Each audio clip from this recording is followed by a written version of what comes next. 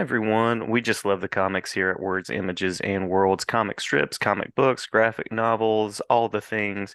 Delighted on this episode to be talking with author, artist, comics creator Jim Toomey. Jim, thank you for jumping in. And I think I also have that same hoodie somewhere around here somewhere. It's a Carhartt hoodie from Tractor Supply. It's one of my favorite places. Oh, very, very, very nice. Yeah. I have the same shade. I don't know that it's a Yeah. Tractor Supply, but that's very cool. So folks out there might know you for an ongoing story that you've been creating for some time, and that is Sherman's Lagoon. So I guess first we should say, how do you do that? How do you do a story on a regular basis like that and just keep it rolling? Well, you kind of need a constant influx of inspiration, and Hmm. really the way I do it is I try to I try to include as much life experience as I can in my work, because that's really the only way to sustain something like this over the years. Hmm.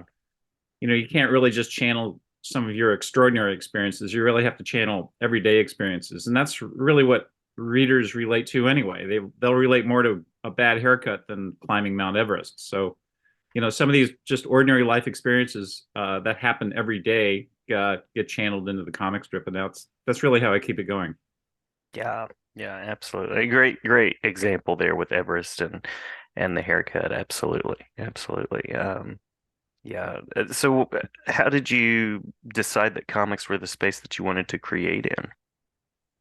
Well, I decided that a long time ago. I think it was a combination of my ability or maybe my lack of ability. I was a pretty good writer, not a great writer, and I was a pretty good artist, but not a great artist, and I really couldn't make a living at either one.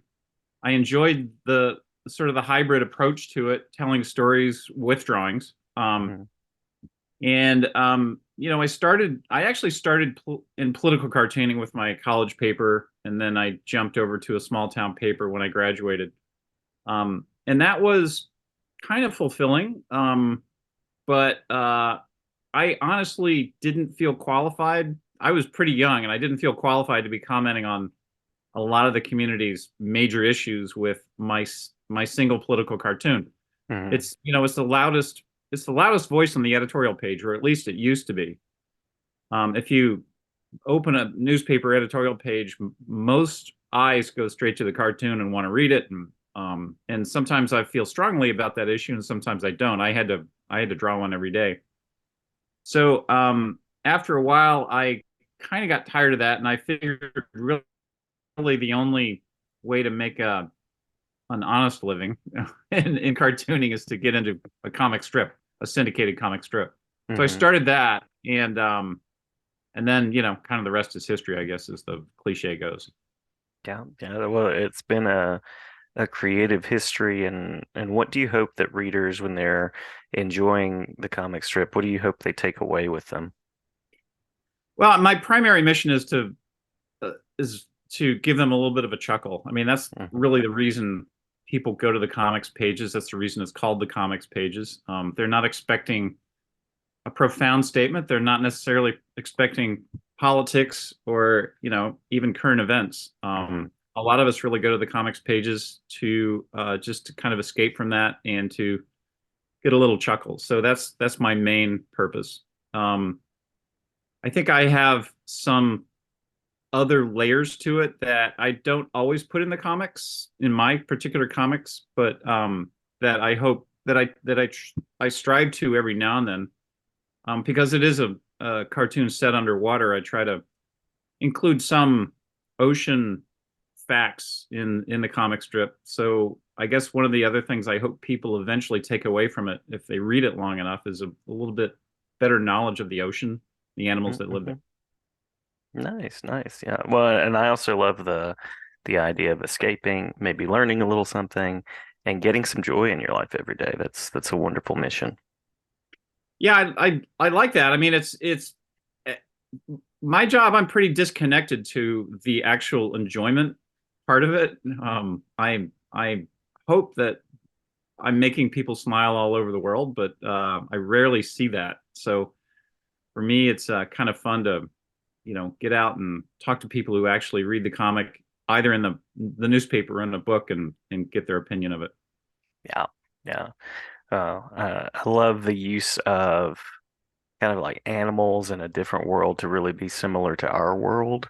I love that idea. I think that's part of why I love science fiction when I'm reading prose too. Uh-huh. So that's it's clever conceit, and I tend to ask about what has your creative focus, but I imagine you're churning with the comic strip, so we can sort of alter that question a bit. What has your creative focus slash what restores you creatively?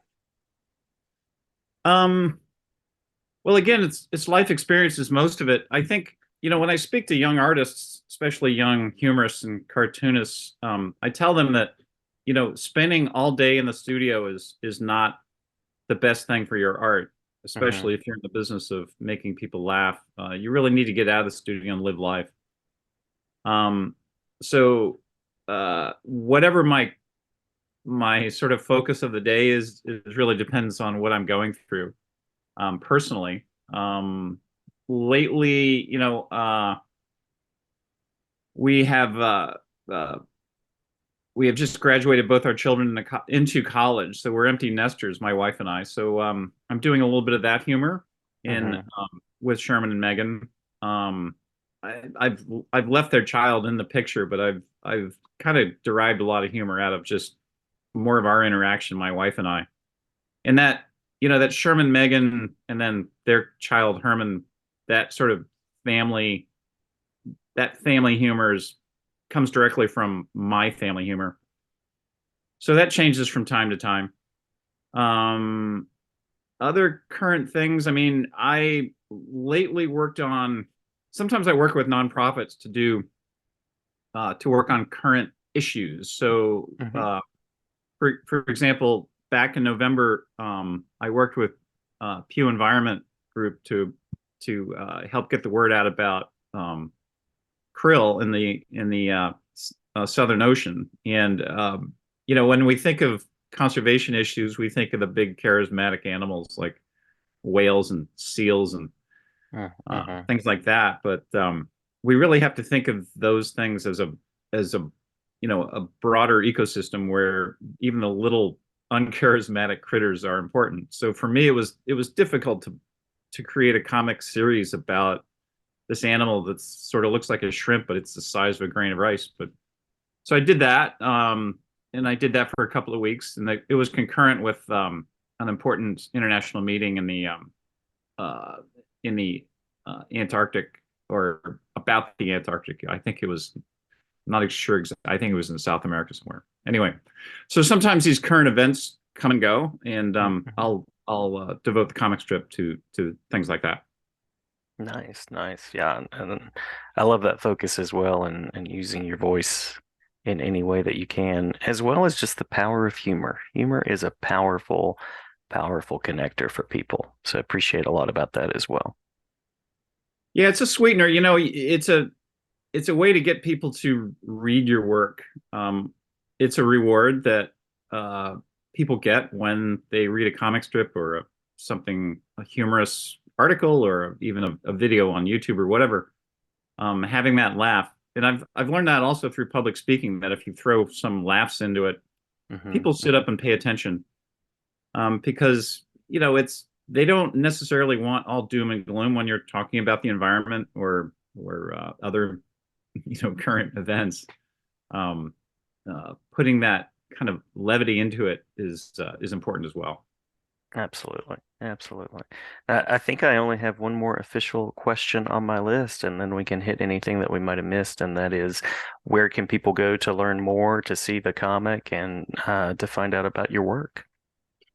Sure. Well, I encourage you to look in your local newspaper. I'm encouraging you to buy your local newspaper. Apart from my career as a comic strip artist, because I think there's a little bit of a crisis going on with these important parts of our community going out of business. So Hmm. first and foremost, look in your local paper. If it's not there, tell the editor to consider running it. It's online. My syndicate, I think, puts a 1 week embargo on it, so you might be able to see last week's comic strip on their website, which is Andrews McMeel Syndicate. Hmm. Hmm. you can go to shermanslagoon.com and be redirected there. That might be an easier thing to remember. I also have books out there in your bookstore or on Amazon. Again, I encourage you to support your local bookstore. It's important for your community. So if it's there, that's great. If not, there's always Amazon to look for. Absolutely. Well, thank you for the time, Jim. Did we miss anything that you want to make sure to share before we close out? Gosh, no, not really. I mean, uh, I've been fascinated with the ocean since I was a little boy. So this job of kind of combining my interest in my art has always been, a dream that I've enjoyed every day. Love it when the dreams come together, and I appreciate the creativity. Glad to have you back anytime as you're working and publishing and sharing ideas. My pleasure, Jason. All right. Thank you so much.